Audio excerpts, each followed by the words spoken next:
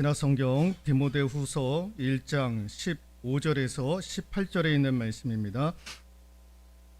제가 가지고 있는 성경 페이지로는 신약성경 343페이지나 344페이지에 있습니다. 신약성경 343페이지나 344페이지에 있는 디모데전서 1장 15절에서 18절에 있는 말씀까지 찾으셨으면 같이 합독하도록 하겠습니다. 아시아에 있는 모든 사람이 나를 버린 이 일을 네가 아나니 그 중에는 부겔로와 허모게노도 있느니라. 원하건대 주께서 오네시보로의 집에 긍휼을 베푸시옵소서. 그가 나를 자주 격려해 주고 내가 사슬에 매인 것을 부끄러워하지 아니하고 로마에 있을 때에 나를 부지런히 찾아와 만났음이라. 원하건대 주께서 그로 하여금 그 날에 주의 긍휼을 입게 하여 주옵소서. 또 그가 에베소에서 많이 봉사한 것을 네가 잘 아느니라. 아멘. 함께라고 하는 주제를 가지고 두 번째 시간 부지런히 찾아와 만났음이라 라는 제목으로 하나님의 말씀 전해드리도록 하겠습니다. 이제 벌써 10년이 넘어가고 있는데요. 2012년도 경에 공신력 있는 기관에서 한 가지 발표한 보고서가 있습니다. 이게 뭐냐면 앞으로 이제 우리 사회가요.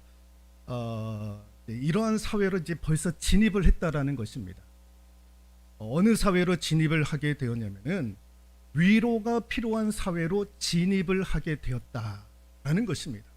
벌써 2012년도에 공식력 있는 기관에서 이런 발표를 하는 거예요.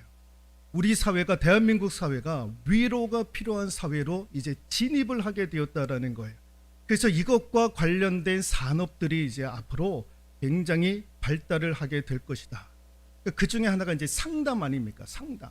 상담이라고 하는 직업이 굉장히 그 상담사들이 지금 많이 지금 배출이 되고 있지 않습니까? 또 이와 관련된 산업들이 이제 많이 일어난다라는 거예요. 그 중에 하나가 또 캠핑. 그러면 캠핑, 자연을 통해서 사람들이 위로를 받기 시작을 한다라는 거예요.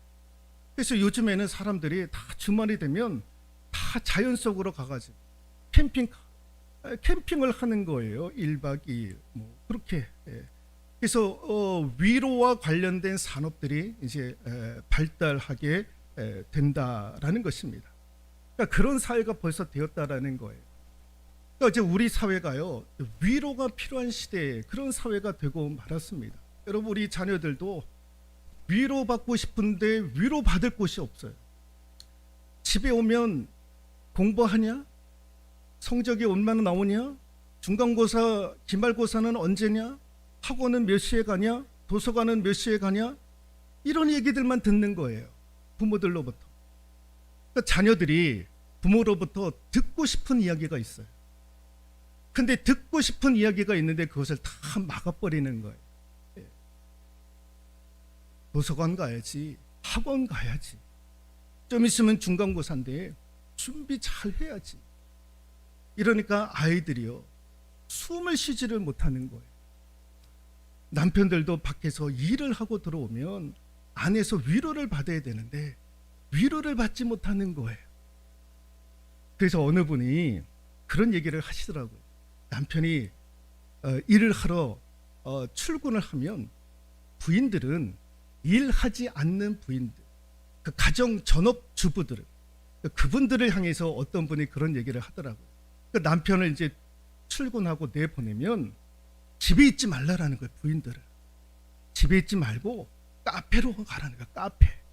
카페 가서 친구들하고 만나가지고 3시간이든 4시간이든 다 이야기를 하라는 거예요. 이런저런 이야기들을 미주알 고주알 다 이야기를 하라는 거예요. 딴 데 가지 말고, 아니면 쇼핑을 가든지 친구들하고 쇼핑을 가든지 카페에서 이야기를 하든지. 그래서 하루 종일 거기 있다가 집으로 가라는 거예요. 그러면 아내가요, 힘이 다 빠지는 거예요. 말을 그렇게 다 해놓고 다 뱉어놓으니까 저녁 때쯤 가면 말할 기운이 없는 거예요. 그럼 이제 남편이 들으면 왔느냐고. 그리고 그냥 각자 이제. 그러니까 남편이 편안한 거예요. 예. 뭐 미주알 고주알 다 이야기를 뭐 하지 않아도 되니까. 그런데 남편들도 그렇고 아내도 그렇고 가족들도 가족으로부터 위로를 받지 못하는 그런 시대를 우리가 살고 있다라는 것입니다. 탈무드에 보면 유대인들이 사람을 세 종류로 분류해 가지고 대하도록 그렇게 가르쳤는데 이렇게 얘기를 합니다. 병과 같은 사람, 병과 같은 사람이 있다라는 거예요. 여러분, 병은 사람들에게 이게 질병이죠. 사람에게 고통을 주지 않습니까? 그 고통을 주는 사람들이 있다라는 거예요.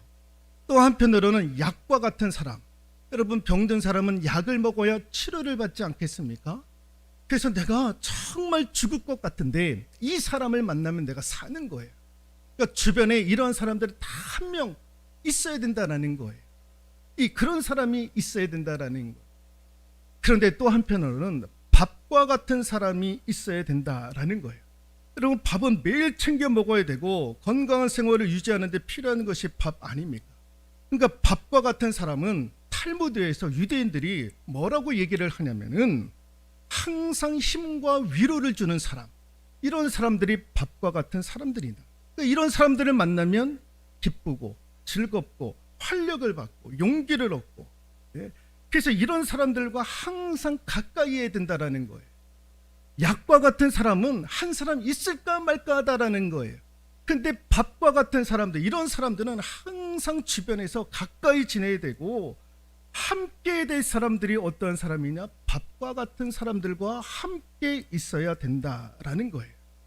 오늘 이 밥과 같은 사람, 그 사람이 오늘 본문에 등장을 하는데 그가 누구냐? 16절에 오네시보로라고 하는 사람이 등장을 하게 됩니다.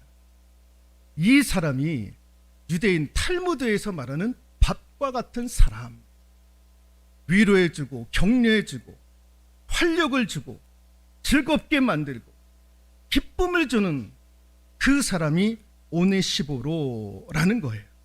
여러분, 지금 16절에 오네시보로라고 되어져 있는데 그 이름의 헬라어 뜻이 무엇이냐?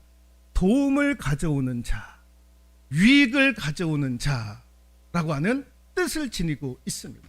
도움을 주고 유익을 준다라는 거예요. 그러니까 이런 이름값을 했던 사람이 오네시보로였다라는 거예요.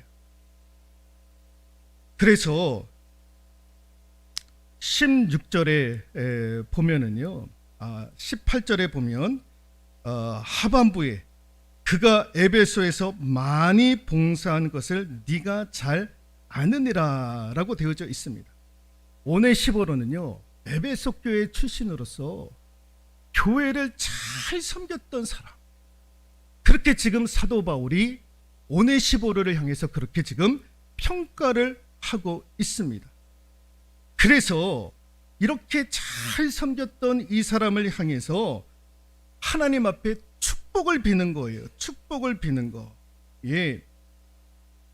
18절에 원하건대 주께서 그로 하여금 그 날에 주의 긍휼을 입게 하여 주옵소서. 에베소 교회 출신으로 교회를 잘 섬겼던 사람, 하나님 이 사람에게 긍휼을 베풀어 달라고, 하늘의 은혜를 내려 달라고 그렇게 축복을 빌어주고 있는 거예요. 여러분, 이 오네시보로는요, 어떤 사람이었느냐? 바울이 마지막까지, 그의 생의 마지막까지 곁에 있어서 그에게 큰 기쁨을 주었던 사람이 오네시보로였던 거예요. 사도 바울의 마지막 생의 끝까지 곁에 있어서 그에게 큰 기쁨을 주었던 사람. 같이 한번 읽어볼까요? 인생의 마지막 순간에 자신에게 큰 기쁨을 준 사람, 그게 누구였느냐? 오네시보로. 바울의 인생의 마지막 순간에 가장 큰 기쁨을 주었던 사람. 그래서 말년에 사도 바울이 하나님께 부탁을 하는 거예요. 정말 나에게 큰 기쁨을 주었던 이 오네시보로와 그 가정을 향해서 하나님 긍휼을 베풀어 달라라는 거예요. 그러니까 큰 기쁨을 주었다라는 거예요. 근데 큰 기쁨을 주었는데 그게 무슨 기쁨이었느냐? 여러분 16절 말씀을 보시면 한번 읽어볼까요? 16절 원하건대 주께서 오네시보르의 집에 긍휼을 베푸시옵소서. 그가 나를 자주 격려해 주었다라는 거예요. 자주 뭘 해 주었다고요? 격려해 주었다라는 거예요. 이 격려가 사도 바울에게 큰 기쁨이 되었다라는 거예요. 오네시보는 바울의 생애 마지막 순간까지 큰 기쁨을 주었는데 그게 뭐냐? 격려해 주었다라는 거예요. 이 격려해 주었다라고 하는 히브리 헬라어 뜻이 무엇이냐면은 같이 한번 읽어볼까요? 숨을 돌리게 하다, 생기를 불어넣다, 새롭게 하다, 힘을 내게 하다라고 하는 이런 다양한 뜻이 있습니다. 격려해 주었다라는 거예요. 예. 그러니까 바울이 때따로 복음을 전하다가 숨이 막힐 지경이 왜 없었겠습니까? 숨 막힐 지경이 있었던 거예요. 그런 현실이 있었던 거예요. 그런데 그 숨을 돌리게 하고 활력을 집어넣어주고 힘을 내게 해서 새롭게 해주는 사람, 그 사람이 오네시보로였다라는 거예요. 그러니까 사도 바울 입장에서는 이 오네시보로가 얼마나 위로가 되었는지 모르는 거예요. 숨이 꽉 막힐 때에 그 숨을 팍 뚫어주고 생기를 불어주고 힘을 내게 하고 그래서 나를 새롭게 세워줄 수 있었던 사람, 그가 오네시보로였다라는 거예요. 오네시보로는 사도 바울에게 이러한 존재였던 거예요. 그래서 조금 더 구체적으로 들어가면 오네시보로가 어떻게 바울에게 이렇게 위로가 되어준 사람이었을까를 조금 더 자세히 보면 뭘 알 수가 있냐면, 여러분 16절에 우리가 방금 읽었습니다마는 그가 나를 자주 격려해주고, 그 다음 같이 한번 읽어볼까요? 내가 사슬에 매인 것을 부끄러워하지 아니하고 라고 되어져 있습니다. 내가 사슬에 매인 것을 부끄러워하지 아니했다라는 거예요. 오네시보로가 사도 바울이 복음을 전하다가 로마의 감옥에 갇혀 있었던 거예요. 그 감옥에 갇혀 있었던 사도 바울에 대해서 부끄러워하지 않았다라는 거예요. 목사님이 복음을 전하다가 감옥 gat에 교도소 수갑 차고 지니고 이때 어휴 어떡해 부끄러워 죽겠어, 그러지 아니했다라는 거예요. 다른 사람들은 다 그런 것 때문에 떠나고 주변에 있지 못하고 했는데 오네시보로는 감옥에 갇혀 있었던 사도 바울에 대해서 부끄러워하지 않았다라는 거예요. 여러분 이 부끄러워하지 않았다라는 것은 다른 말로 뭐냐? 소중하게 생각했고 그것 자체를 자랑스럽게 여겼다라는 거예요. 사도 바울이 감옥에 갇혀 있는 거에 대해서 자랑스러워했다라는 거. 왜 자랑스러웠겠습니까? 복음에 대한 가치를 오네시보가 알았던 거예요. 복음이 얼마나 중요한지, 복음의 그 가치를 알았기 때문에 사도 바울이 옥고를 치렀음에도 불구하고 그걸 자랑스럽게 여겼던 거예요. 부끄러워하지 아니했다라는 거예요. 또 하나 17절 같이 한번 읽어볼까요? 로마에 있을 때에 나를 부지런히 찾아와 만났음이라 라고 되어져 있습니다. 로마에 있을 때, 로마 감옥에 갇혀 있었을 때에 나를 부지런히 찾아왔다라는 거예요. 바울을 부지런히 찾아다녔던 사람, 그 사람이 오네시보로였다라는 거예요. 감옥에 갇히면 부끄러운 거예요. 그런데 매일 찾아오는 거예요. 면회로 찾아오는 거예요. 면회로 와가지고 항상 곁에 있고 사도 바울과 이야기를 나누고 또 사도 바울에게 위로를 해주고 격려를 해주는 그러한 사람이 누구였느냐? 오네시보로였다라는 거예요. 부지런히 찾아가서 면회를 해가지고 사도 바울과 이야기를 나누고 위로해주고 격려해주고 사식도 집어넣어주고 필요한 것들도 사가지고 넣어주고 이런 것들을요 했다라는 거예요. 오네시보로가. 여기서 사도 바울이 큰 위로를 받는 거예요. 그 위로 때문에 사도 바울은 큰 기쁨이 되었던 거예요. 여러분 위로는요 거창한 것이 아니에요. 그냥 곁에 있어서 힘을 주는 것, 그게 위로 아닙니까? 여러분, 위로라고 하는 이 단어가 영어에서 컴포트 아닙니까? 컴포트. 이게 두 단어가 합성이 된 거예요. 컴이라고 하는 함께와 포트라고 하는 힘을 주는 이라고 하는 이 두 단어의 합성어가 컴포트, 위로라고 하는 단어 아닙니까? 함께 있어서 힘을 줘. 그래서 내가 힘을 얻게 되는, 그게 여러분 위로 아닙니까? 그러니까 오네시보로는요, 감옥에 갇혀 있었던 이 사도 바울을 향해서 매일같이 면회에 가가지고 그러면서 함께 해주고 힘을 주고 격려해주고 든든하게 세워갔던 사람, 그런 역할을 감당했던 사람이 오네시보로였다라는 거예요.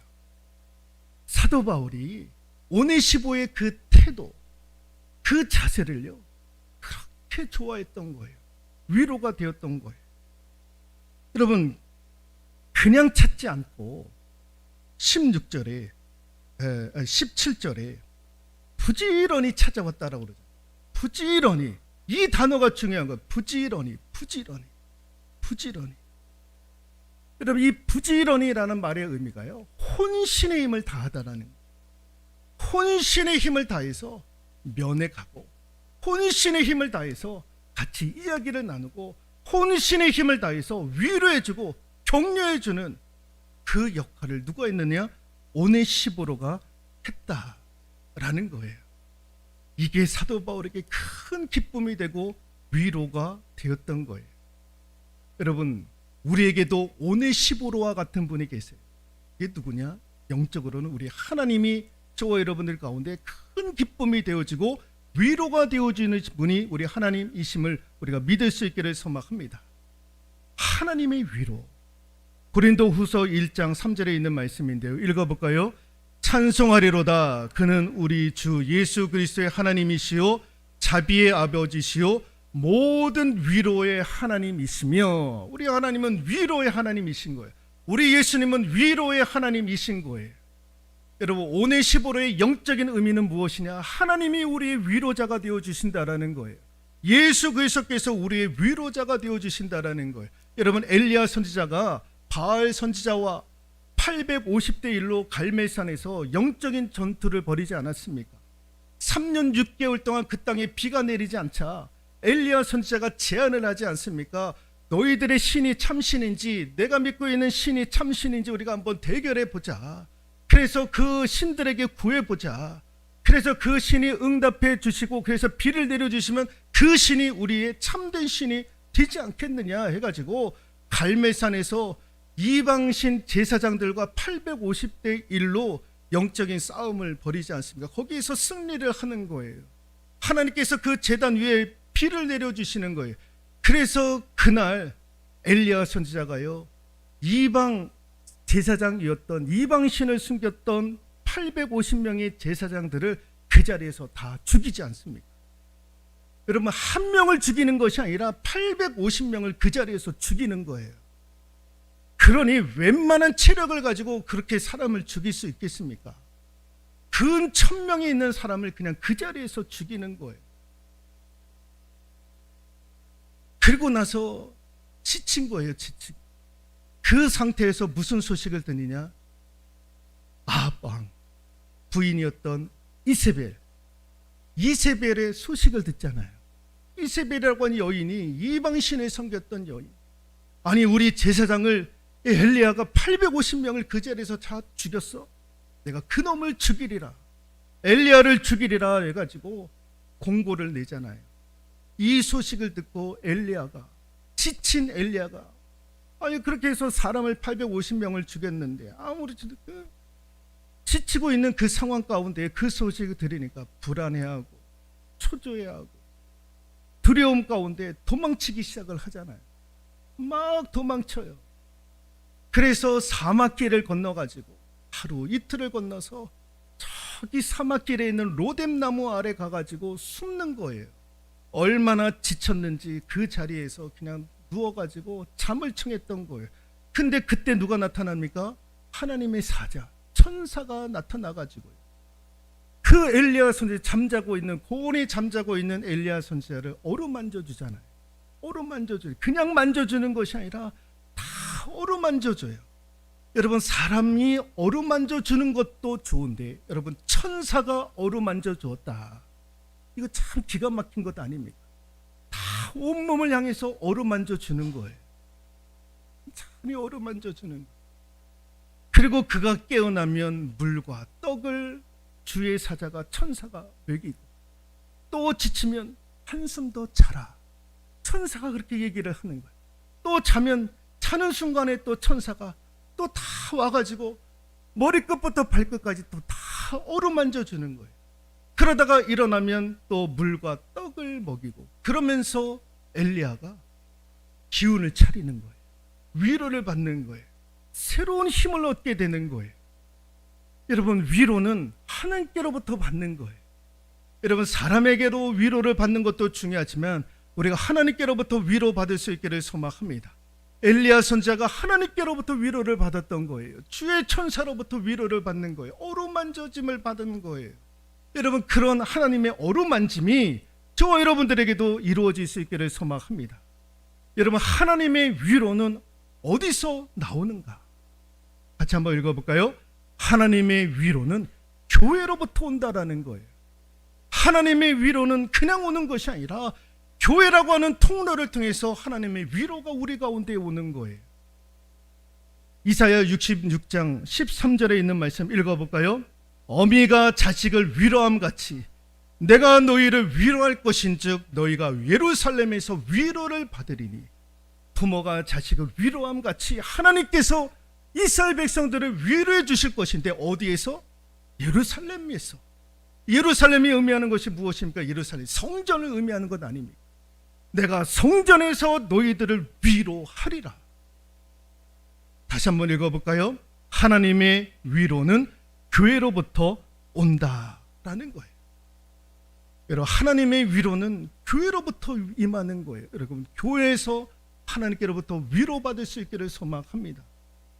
여러분, 에스겔서 47장 1절에서 8절, 9절, 12절을 제가 읽었는데요. 여러분 아시는 바와 같이 에스겔 선지자가 환상을 꿈을 꾸지 않습니까? 성전 문지방 밑에서 물이 흘러나와가지고 그게 다 차가지고, 그래 넘쳐가지고 세상으로 흘러가는 거예요. 그랬더니 죽어있던 나무들이 다 살아나고 짐승들이 다 살아나고 그 물을 닿았던 모든 것들이 다 소생케 되어지는 거예요. 그래서 그 마지막에 그 모든 것들이 다 소생케 되어지는데, 어떻게 해서 소생케 되어지느냐? 그 물이 성소로 말미암아 나옴이라라고, 저 마지막 성소에서 나온 물을, 그 물을 마시는 자마다, 그 물이 닿는 곳마다 다 소생케 되었다라는 거예요. 여러분, 소생케 되었다라는 것은 새로운 힘을 얻게 되었다라는 거예요. 위로받으면서 내가 새롭게 되었다라는 거예요. 저와 여러분들이 주님의 몸된 교회에서 위로를 받을 수 있기를 소망합니다.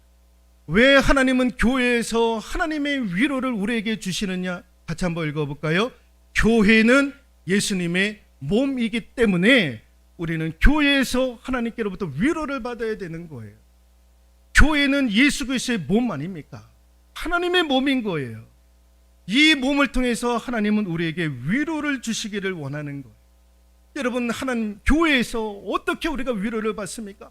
말씀을 통해서 위로를 받는 거예요. 이곳에서 기도하시면서 여러분들이 위로를 받으셔야 되는 거예요. 이곳에서 우리가 찬양을 통해서 위로를 받고 섬김과 헌신과 봉사를 통해서 위로를 받는 거예요. 제 외할머니가 살아생전 때에 저희들한테 항상 얘기했던 것이, 그러니까 여러분, 이 부모가요 자식들에게 어떤 이야기를 해주느냐, 그 신앙의 전수에 대해서 제가 지난번 말씀을 드렸는데 이게 그렇게 중요한 거예요. 어린 제가 외할머니로부터 어렸을 때 들었던 것이 무엇이었냐면은, 교회에서 니들 어릴 때부터 봉사해야 된다라는 거예요. 섬겨야 된다라는 거예요. 청소도 할 줄 알아야 된다라는 거예요. 어릴 때부터 너희들이 그걸 배워야 된다는 거예요. 해야 된다라는 거예요. 중고등학교 때 그래서 제가 교회 청소도 하기 시작을 했던 거예요. 왜 청소를 했느냐? 외할머니가 저한테 뭐라고 말씀을 하셨냐? 청소하는 거, 그 그냥 청소하는 게 아니다. 교회는 하나님의 몸이야. 예수님의 몸이야. 몸을 씻겨드린다. 예수님의 몸을 씻겨드린다 생각하고 청소하라는 거예요. 그런 얘기를 제가 어릴 때부터 들었던 거예요. 그게 지금도 기억을 하는 거예요. 그래서 여러분, 교회에서 청소를 한다, 섬긴다, 무엇을 하든지 간에 내가 주님의 몸을 씻긴다, 그런 생각으로 우리가 헌신하고 봉사할 수 있기를 소망합니다. 예? 내가 주님의 몸을 씻긴다.